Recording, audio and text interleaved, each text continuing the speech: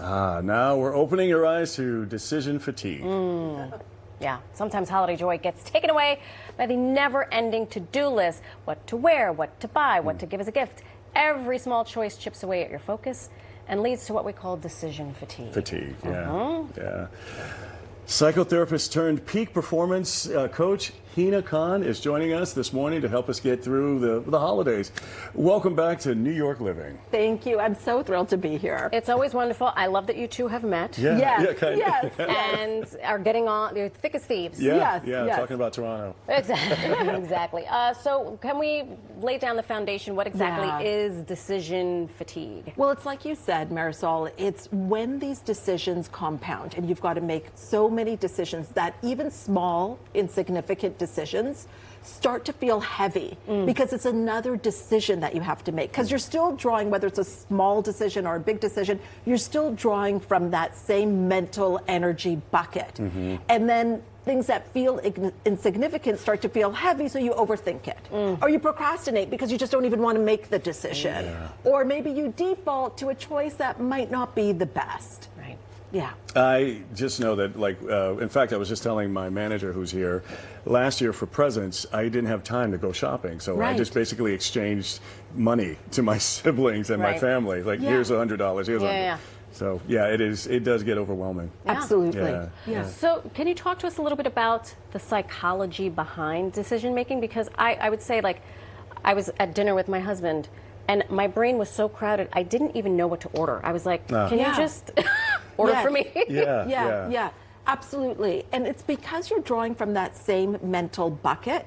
So even things that you feel should be easy feel really hard, and then we start to go into judgment, like, why is this hard? Why can't I just figure out what to order? And this really happens with a lot of high performers that feel that they should be making decisions a lot faster and easier, but it's the compound effect. And I think once you understand that, you also want to have a way to deal with decisions, and that can make a big difference. And it's also different for women too, especially this time of year. How so? Gee, thanks. Yeah. Well, you know what? We carry the invisible load. I'm generalizing here, but there's a lot of remembering to do, a lot of scheduling, a lot of coordinating, like you've got to go here, we've got to go there. And so you've got this invisible load. And then add on to that the pressure of, I want it to be the perfect holidays. I want us to create the perfect memories and control, like I've got to do it myself.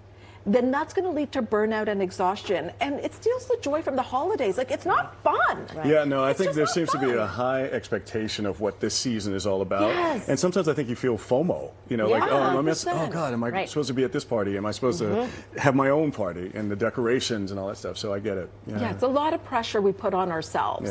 You have 3 steps to help all of us work through all this decision fatigue. Please. The first one is to deal with it.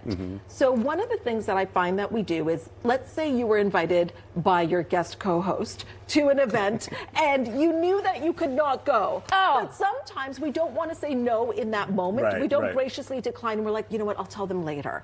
Because we just don't want to do it. So then you go to bed with all of these things that you said you would put off and you would do later, and you're waking up in the morning with this list, and it's like an energetic leak. So if you deal with things as they come up, I call it event action. The event happens, take the action right away and deal with it. So that's the first thing. And then the second piece is to delegate.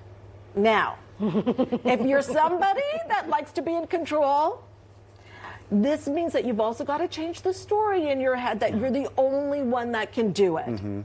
So perhaps next time, instead of having to hand out the cash to all the siblings, although I think they appreciated it, you could delegate or get some support in getting those gifts. Right? And also, people want to help.